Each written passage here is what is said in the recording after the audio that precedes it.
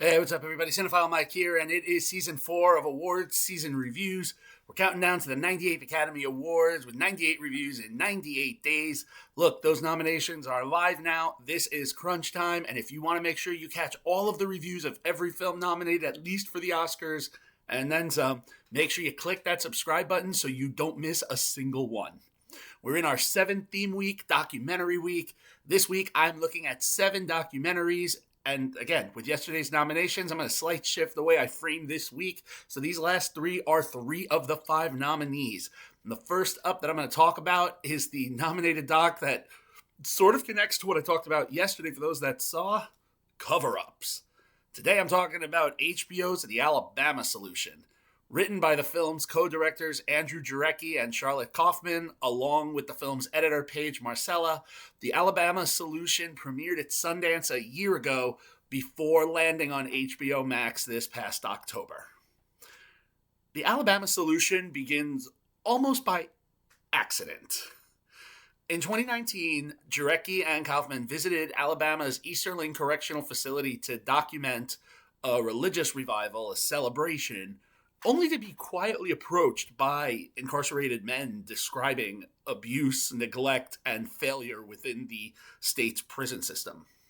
From here, we get a 6-year investigation that's built largely from contraband cell phone footage as inmates are secretly documenting conditions and communicating with the filmmakers.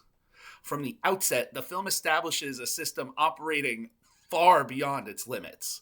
Prisons roughly at 200% capacity, staffing only a third of what's required, and some of the highest rates of overdoses, murders, and suicides in the country amongst a population of roughly 20,000 incarcerated people.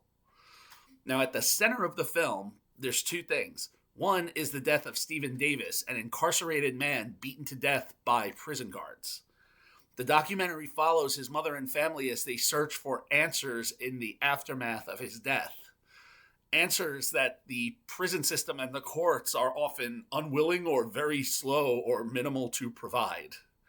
As the case unfolds, the film reveals how guards justified their actions by invoking stand your ground laws adopted from Florida.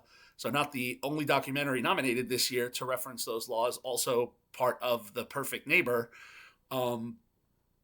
Despite testimony that said that Stephen could have been subdued with non-lethal options. We have interviews with family members, lawyers, fellow inmates, and the film tracks the uphill battle to uncover the truth, including the legal efforts led by attorney Hank Sherrod and the difficulty of gathering testimony from incarcerated witnesses such as Davis's former roommate, James Sales. Then the other piece that's at the center of this, we look at the resistance that's coming from within. We're also introduced to 2 incarcerated activists, Robert Earl Council, also known as Kinetic Justice, and Raoul Poole. These 2 were connected to the Free Alabama movement and were integral in creating the 2022 prisoner work strike, organizing those protests, and these efforts came with their own severe personal risk. And Alabama's refusal to allow journalists inside of the prison, kind of looms over this whole documentary, reinforcing the sense of, secrecy and protection. Secrecy is protection, not for safety, but for neglect, right? They don't want to show what's actually happening inside. They choose what they let journalists see. And by the time the film reaches its final minutes and the postscript, this film is going to leave viewers with revelations that are likely to unsettle, anger, and demand reflection and action. It's not an easy film to watch. The Alabama Solution confronts viewers with graphic and deeply unsettling images, bloodstained floors, photographic evidence of assault, footage that captures the aftermath of violence. The discomfort feels intentional, though, forcing audiences to sit with realities that are usually hidden. Rather than overwhelming the viewer, although at times it is a bit overwhelming, the film, it really carefully contextualizes these moments and grounds them in testimony and lived experience so that the images serve more for understanding than just for pure shock value. The film's construction is also one of its greatest strengths. Marcella, as the editor, she expertly weaves together the cell phone footage from inside the prisons, the video calls with the inmates, talking head interviews with families, lawyers, guards, government officials, and all of the observational footage collected of legal and public proceedings. Some of the most tense moments actually come during some of the recorded video calls when an inmate suddenly whispers, don't say anything or be quiet as guards approach. Moments that underscore the constant danger involved in documenting the truth. The score, composed by Mark Batson, the Mondo Boys, and Chris Annabut, it's subtle but effective, surfacing most poignantly during the ongoing struggle for Stephen's family to understand what happened. What ultimately sets the Alabama solution apart is its moral clarity. It would be very easy to kind of romanticize things in one way, but look, the incarcerated men that are here, they're not asking for absolution. They're not denying what they did. They recognize why they're there. They're just acknowledging that while they're in prison, they need to be in conditions that are livable and safe and humane. The documentary is forthright in its presentation, and that honesty often provokes a visceral emotional response. You may find yourself like me. I was talking back at my screen as certain information was unfolding. By incorporating testimony from prison guards alongside inmates and families, the film, it complicates easy narratives without, diluting the accountability. And in the end, the Alabama solution, it functions more of a documentary. It's more than a documentary. It's a rallying cry.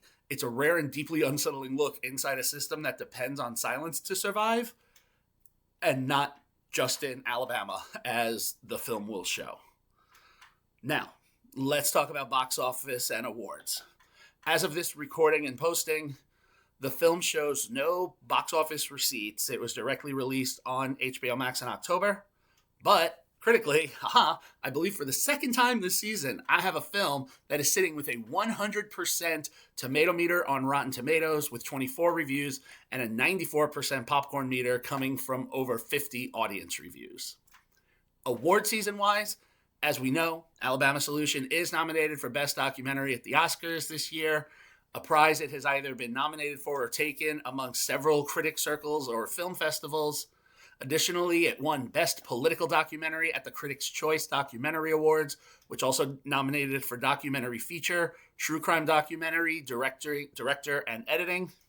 It was nominated for Best Production at the International Documentary Association Awards, and is also in the running for an award from the Producers Guild of America. So where do I land? The Alabama Solution, like a few of the other films I've seen this season, this is a powerful, must-watch 5-star film that will stay with you. And trust me, it will stay with you. And it's one of those, one watch, you're good. I recommend everybody head over to HBO Max to watch this one and be prepared for the bile to flow. All right.